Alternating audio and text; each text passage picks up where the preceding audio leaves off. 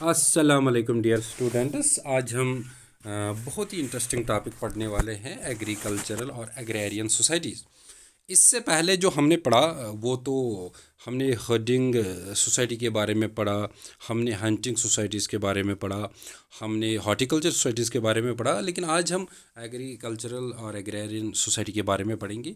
तो ये एग्रीकल्चरल और हॉर्टिकल्चरल सोसाइटी में जो मेन डिफरेंस क्या थी, तो it almost seems look like. तो फिर डिफरेंस क्या है? डिफरेंस ये है बेटा, जब हमने हार्टिकल्चरल सोसाइटीज़ पढ़ी तो उसमें हमने ये पढ़ा कि वहाँ पे जो थे स्मॉल गार्डन्स में कुछ वो क्रॉप्स कल्टिवेट कर रहे थे, लेकिन जो मेन टूल्स थे या तो वो स्टिक्स यूज़ करते थे, हैंड होज यूज़ करते थे, या बाद में उन्होंने मेटेलिक इक्विपमेंट्स यूज़ किए लेकिन प्लोइंग यूज़ नहीं की। तो यहाँ पे जब देखा गया एग्रीगेरियन सोसाइटी में या एग्रीकल्चरल सोसाइटी में, जो एंसेंट इजिप्ट में तकरीबन 3000 BC या 600 साल पहले वजूद में आई, कि यहाँ पे ploughing and harnessing of animal power use किया गया।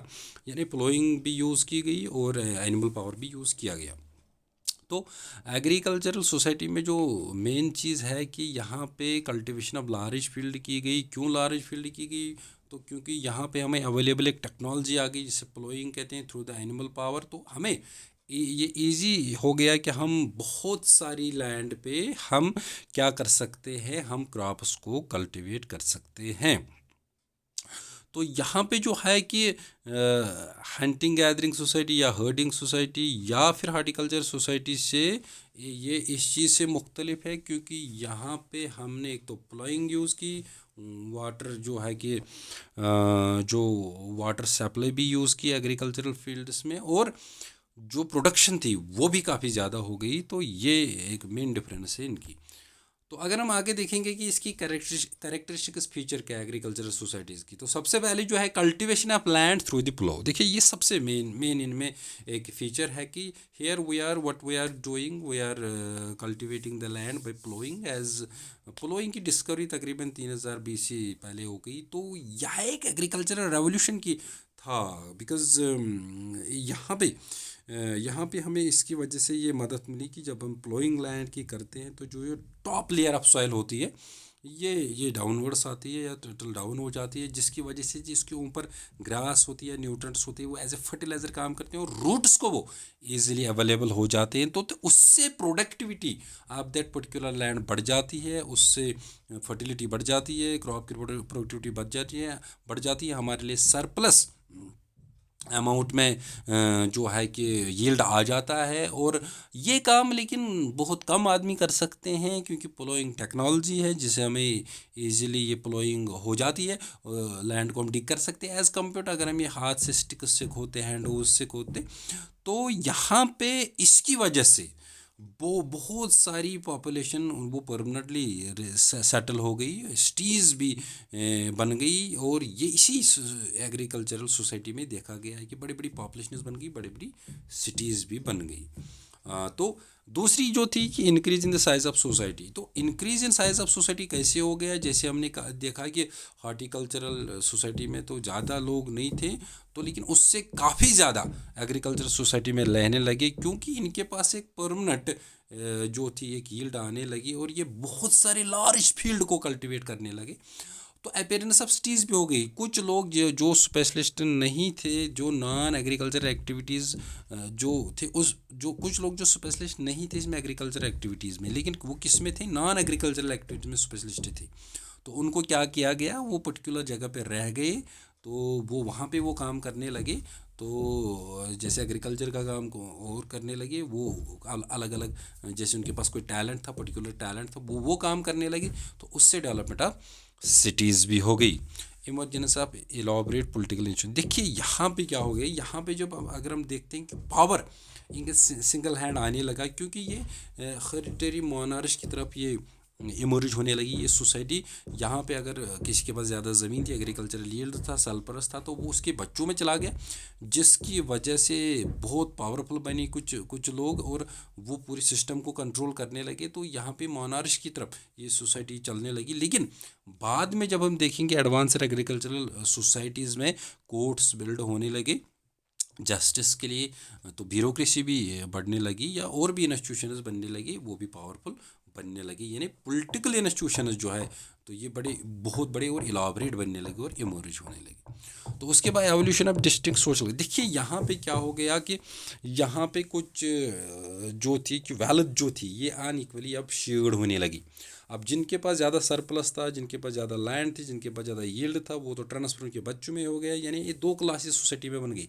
एक वो क्लास जिनके पास बहुत कम ये था कि अपना यील्ड था, या जिनके पास था ही नहीं लैंड, वो काम करने लगे, दूसरे जो लैंड को ओन करने लगे, तो दो क्लास बनने लगे। तो ये डिफरेंसेस होने, एक टाइप का फेडरल सिस्टम जो था वो ऑफ यूरोप, वो एग्जाम्पल है कि किस तरह से स्ट्रेटाज में अलग अलग फिर हो जाते हैं कि कुछ वर्कर्स बन जाते हैं, कुछ लैंड लॉर्ड्स बन जाते हैं जो कुछ चीज़ों को कंट्रोल करते हैं, और ये जो डिफरेंस ऑफ आइडियोलॉजीज बनती है, difference on the base of wealth बनती है, तो डिस्टिंक्ट सोशल क्लास बन जाते हैं, अपर क्लास बन जाता है, लोअर क्लास बन जाता है, तो वो भी इसमें इवाल्व होने लगा, बनने लगा। Emergence of clearly defined economic institution, देखिए यहाँ पे डिफाइंड इकोनॉमिक इंस्टीट्यूशन बनने लगे। वाई? बिकॉज यहाँ पे जो ट्रांजैक्शन ऑफ ट्रेड जो था वो मनी के ज़रिए वो एक्सचेंज होने लगा, लेकिन मनी के मेंटेनेंस ऑफ रिकॉर्ड के लिए, ट्रांजैक्शन के लिए, टैक्सेशन के लिए, या गवर्नमेंट रूल्स एंड रेगुलेशन को फॉलो करने के लिए हमें सेपरेट इंस्टीट्यूशन चाहिए थे। और ये अब बिल्कुल क्लियर इकोनॉमिक इंस्टीट्यूशन की यहाँ पे डिस्कवरी होगी, डेवलपमेंट होगी, जो प्रीवियस सोसाइटीज़ में हमने नहीं देखी थी। रिलीजियस बिकम्स ए सेपरेट, देखिए यहाँ पर रिलीजन जो था ये it becomes a separate institution. क्यों? क्योंकि यहाँ पे हमें ज़रूरत पड़ी अब फुल टाइम प्रीस्ट्स की, रिलीजियस क्लर्क्स की, शामानस की, चर्च ऑफिशल्स की, अदर्स मौलवीज वगैरह की।